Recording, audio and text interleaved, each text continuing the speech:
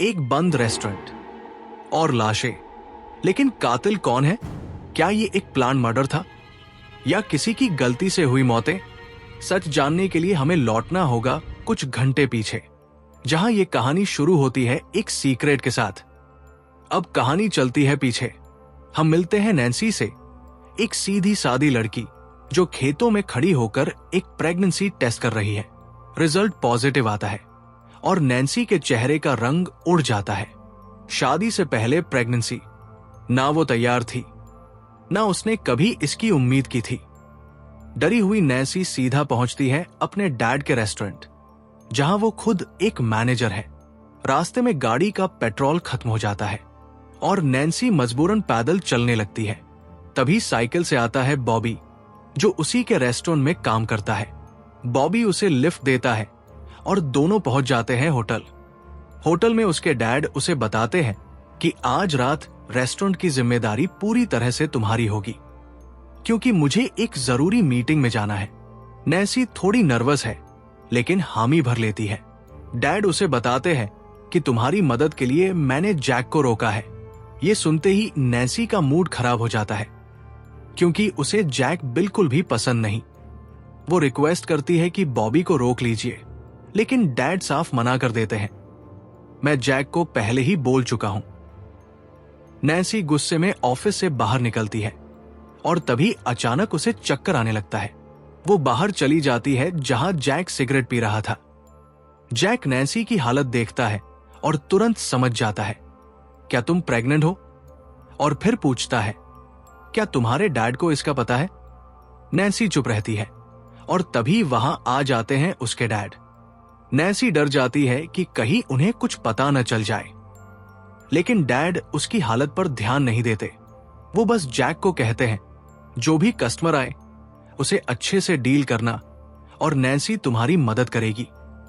इतना सब झेलने के बाद नैन्सी खुद को रोक नहीं पाती और अपने डैड से पूछ ही लेती है, डैड, ऐसी कौन सी मीटिंग है कि आपका जाना जरूरी हो गया?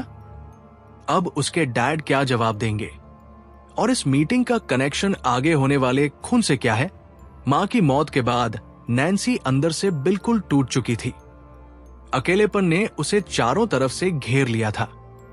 लेकिन एक दिन उसके डैड ने कहा, अब और अकेला नहीं रह सकता, मैं किसी लड़की से मिलने जा रहा हूं। यह सुनकर नैन्सी के दिल में हलचल मच गई। अब उसे अपने पापा को किसी और के साथ शेयर करना पड़ेगा और यह बात उसे बिल्कुल पसंद नहीं आई। फिर नैन्सी अपने काम पे लग जाती है। शुरुआत में सब कुछ नॉर्मल लगता है, लेकिन तभी होटल के बाहर एक गैंग आ धमकता है। बाइक रेसिंग, तेज शोर शराबा और बदतमीजी की सारी हदें पार कर देते हैं। यहां तक कि उन्होंने एक खरगोश को भी मार डाला था। इससे होटल के कस्टमर्स डर के मारे बाहर भाग सकते थे। नैन्सी को गुस्सा आ गया और वो बाहर जाकर उन लड़कों को डांटती है। लेकिन बात यही खत्म नहीं होती। वो लड़के नैन्सी के होटल में ही मास्क लगाकर घुस आते हैं और बदतमीजी से ऑर्डर मांगते हैं। नैन्सी ने उन्हें साफ कहा, या तो निकलो यहां से, वरना मैं पुलिस को बुला लूंगी। लड़के नहीं माने तो नैन्सी ने पुलिस को कॉल करने का नाटक किया। डर के मारे वो सब भाग गए, लेकिन जाते जाते एक लड़का उसे धमकी देता है, अभी तो जा रहे हैं, लेकिन लौट कर जरूर आएंगे। इस पूरी घटना के बाद सब लोग नैन्सी पर हंस रहे थे और नैन्सी की हिम्मत जवाब दे रही थी। गुस्से में नैन्सी ने स्टाफ को बुलाया और कहा, मैं यहां की मैनेजर हूं, मेरी इज्जत करना तुम्हारा फर्ज है। लेकिन जैक ने बात काटते हुए कहा, यह सब तुम्हारे डैड का है, तुम्हारा नहीं। नैन्सी का गुस्सा अब हद पार कर गया था। उसने उसी पल जैक को नौकरी से निकाल दिया। जैक चौंक गया, तुम ऐसा नहीं कर सकती। नैन्सी ने जवाब दिया, अब मैं मैनेजर हूं और यहां वही होगा जो मैं चाहती हूं। जैक को झटका लग चुका था। उसने एप्रन उतारा और होटल छोड़ दिया, लेकिन नैन्सी भी इस फैसले से थोड़ी उलझन में थी। वो वॉशरूम गई, खुद को देखा और खुद को शांत करने लगी। तभी वॉशरूम के बाहर बॉबी उसका इंतजार कर रहा था। बॉबी बोला, अगर तुम चाहो तो मैं आज रात तुम्हारी मदद के लिए रुक सकता हूं। अकेले रहना सेफ नहीं है। लेकिन नैन्सी को यह बिल्कुल पसंद नहीं आया। उसे लगा बॉबी उस पर लाइन मार रहा है। उसने बॉबी को फटकार लगाई, तुम मेरे टाइप के नहीं हो, मुझे इंप्रेस करने की जरूरत नहीं। बॉबी बेहद आहत हुआ और चुपचाप वहां से चला गया। अब शिफ्ट खत्म हो चुकी थी। होटल में बस नैन्सी अकेली रह गई थी। पहले उसने सफाई की, फिर अपने डैड से कॉल पर बात की। उसने बताया, मैंने जैक को निकाल दिया है। डैड हैरान थे, लेकिन नैन्सी ने कहा, उसने मेरी रिस्पेक्ट नहीं की, सबके सामने मेरी बेइज्जती की। मैं क्या करती? जैसे ही रात का अंधेरा होटल पर छाया, नैन्सी को अकेले छोड़ते वक्त उसके डैड की चिंता बढ़ने लगी। वो बार बार उसे समझाते हैं, कोई भी दिक्कत हो तो तुरंत कॉल करना, अलर्ट रहना। लेकिन नैन्सी को कोई डर नहीं था। उसने म्यूजिक ऑन किया और काम में लग गई, जैसे ये बस एक आम रात हो।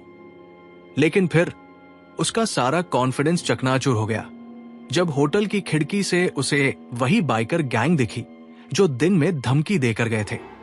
गुस्से से तमतमाते हुए उसने स्पीकर में चिल्लाकर कहा, तुम लोग यहां से निकल जाओ, वरना मैं पुलिस बुला लूंगी। लेकिन तभी एक डरावना एहसास हुआ। होटल की सारी खिड़कियां और दरवाजे खुले थे। पुलिस आने में टाइम लग सकता था, और अगर इन लोगों ने कुछ कर दिया तो। नैन्सी ने बिना देरी किए हर खिड़की, हर दरवाजा बंद करना शुरू कर दिया। फिर भागते हुए पुलिस को कॉल किया, यहां कुछ लोग हैं जो मुझे परेशान कर रहे हैं, प्लीज जल्दी भेजिए किसी को। पुलिस ने भरोसा दिलाया, एक ऑफिसर भेज रहे हैं। फोन रखते ही होटल की दीवारें डर में बदल गई। चारों ओर से जोर जोर से दरवाजा पीटने की आवाजें आने लगी। नैन्सी एक काउंटर के नीचे छिप गई। काफी देर बाद शांति छा गई और फिर एक हल्की नॉकिंग की आवाज। नैन्सी ने हिम्मत जुटाई, बाहर झांका। पुलिस ऑफिसर आ चुका था। उसने राहत की सांस ली और दरवाजा खोल दिया।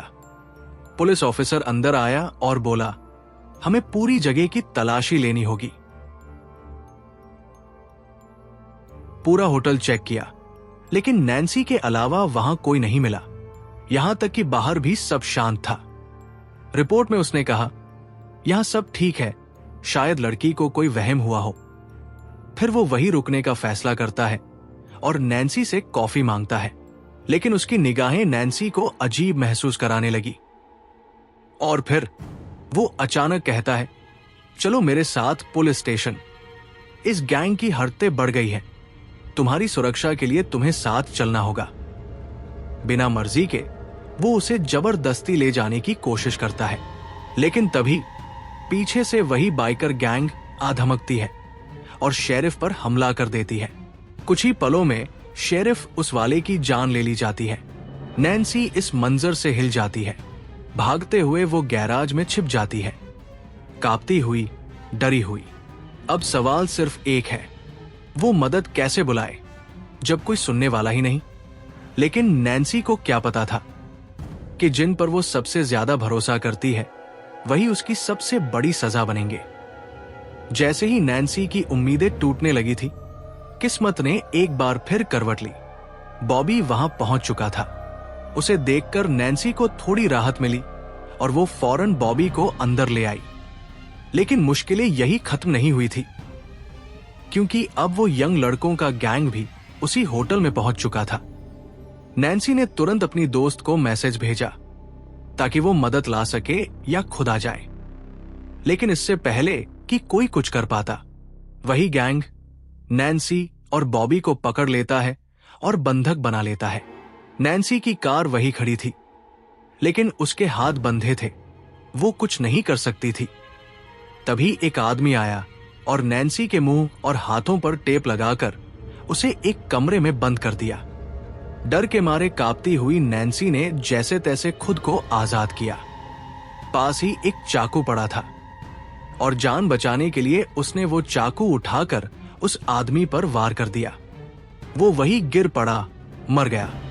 लेकिन असली झटका तो तब लगा जब नैन्सी ने उसका मास्क हटाया। ये तो कोई गैंग मेंबर नहीं था, बल्कि उसका खुद का होटल एम्प्लॉय पीट था। इसी दौरान बॉबी भी वहां आ जाता है, हाथ खुले हुए, और नैन्सी सब कुछ समझ जाती है। बॉबी भी उन्हीं लोगों में शामिल था, लेकिन ये गैंग असल में बाहर वाले नहीं थे। ये सब तो उसी होटल के कर्मचारी थे जो नैन्सी से बदला लेने आए थे। बॉबी को भी नैन्सी की आज की बेइज्जती खल गई थी और वो जैक के प्लान में शामिल हो गया। अब कहानी फ्लैशबैक में जाती है। हमें दिखाया जाता है जैक को, जो अपनी नौकरी खोने के बाद बेहद गुस्से में था। उसे हर हाल में नैन्सी से बदला लेना था। वो पीट को लेकर उन लड़कों के पास पहुंचता है जो दोपहर में होटल के बाहर दिखे थे। जैक ने वहां पहुंचते ही एक लड़के को चाकू मार दिया और फिर बाकियों को धमकाने लगा। फिर एक गाना बजा और जैक ने सबको नचवाया। फिर पीट को बंदूक पकड़ा दी और कहा कि इन लड़कों को मार दे, लेकिन पीट ऐसा नहीं कर पाया और इसी मौके का फायदा उठाकर लड़के भाग गए। इसके बाद जैक ने पीट को शाम को रेस्टोरेंट में मिलने को कहा। भागे हुए लड़कों के मास्क और कपड़े जैक ने उठा लिए और रात में अपनी टीम से मिला। वहां उसने सबको कहा, मैं जानता हूं नैन्सी ने तुम सबका दिल दुखाया है। वो एक जालिम मैनेजर है। अगर तुम बदला लेना चाहते हो तो मेरा साथ दो। सभी ने हामी भर दी और इस पूरी चाल का मास्टरमाइंड निकला जैक। बॉबी को लगा था कि जैक सिर्फ नैन्सी को थोड़ा डरा देगा, लेकिन अब सब कुछ हद से बाहर जा चुका था। जैसे ही उन्होंने अपनी जान बचाने की आखिरी कोशिश की, इन्होंने मिलकर उस पुलिस ऑफिसर को ही मार डाला। लेकिन बॉबी अब जैक के प्लान से बाहर हो चुका था। उसने अपना मास्क उतारा और नैन्सी की मदद के लिए निकल पड़ा। शायद कहीं ना कहीं उसके दिल में नैन्सी के लिए हमदर्दी थी, या शायद उसे नैन्सी पसंद थी। अब कहानी लौटती है प्रेजेंट में। नैन्सी गुस्से से भर चुकी थी। पीट जिसे उसने मारा था बुरी तरह जख्मी था। वो लड़का जिसे उन्होंने होटल में घसीटा था अब बेहाल पड़ा था। सभी सोच रहे थे कि किसी को मदद के लिए बुलाया जाए, लेकिन कौन आता इस पागलपन में मदद करने। उधर पुलिस केस शुरू हो चुका था। बॉबी को नैन्सी की कार की चाबी मिल गई और उसी वक्त जैक को पता चला कि नैन्सी भाग गई है। गुस्से से लाल जैक ने सभी को आदेश दिया, उसे वापस लाओ। लेकिन बॉबी ने उल्टा जैक पर ही हमला कर दिया, उसके चेहरे पर जोरदार बॉक्स मारते हुए। इधर नैन्सी के डैड लगातार उसे कॉल कर रहे थे, लेकिन कोई जवाब नहीं मिल रहा था। नैन्सी ने पीछा कर रहे उस लड़के पर उबलता हुआ पानी फेंक दिया और उसका चेहरा झुलस गया। थोड़ी ही देर में वो दर्द से मर भी गया। नैन्सी चुपके से रेस्टरूम में आई, जहां उसने देखा कि बॉबी बुरी तरह घायल पड़ा था। वो टेबल के नीचे से उसकी मदद करने ही वाली थी कि तभी उसकी दोस्त वहां आ गई। उसी वक्त बॉबी भी नीचे आया और नैन्सी को उसकी कार की चाबी देकर वहां से भागने का रास्ता देने लगा। लेकिन नैन्सी की दोस्त ने जब ये सब देखा, वो डर के मारे वहां से भाग गई। पुलिस को बुलाना भी मंजूर नहीं किया। जैसे तैसे नैन्सी को अपनी कार की चाबी मिलती है और वो होटल के दरवाजे की ओर भागती है, लेकिन पीछे से जैक आता है और उसके बाल पकड़कर उसे खींचता है। फिर उसकी पीठ में चाकू घूम देता है और उसकी लाश को होटल के अंदर ले आता है। अब जैक को लग रहा था सब मर चुके हैं, सिर्फ वो ही जिंदा है। वो अपने कपड़े उतारता है और पुलिस को कॉल करता है, जैसे वो बस अभी यहां पहुंचा हो, ताकि खुद को मासूम साबित कर सके। उसका प्लान था शहर छोड़कर एक नई जिंदगी शुरू करने का, लेकिन किस्मत को कुछ और ही मंजूर था। कहानी में आता है बड़ा ट्विस्ट।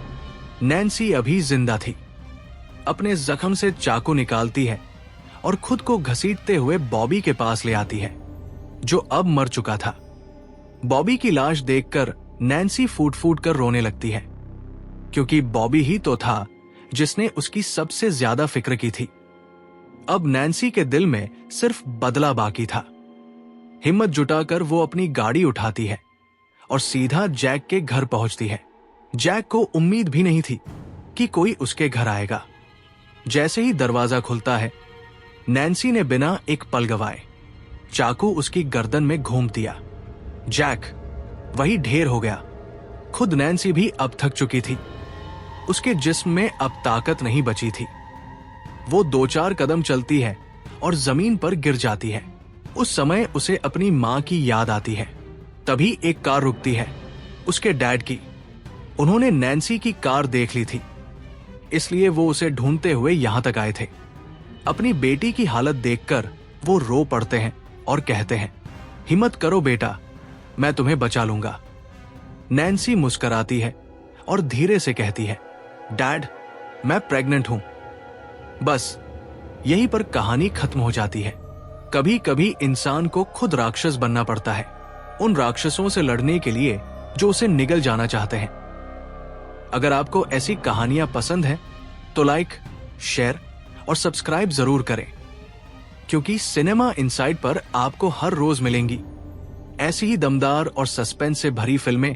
Thanks for watching.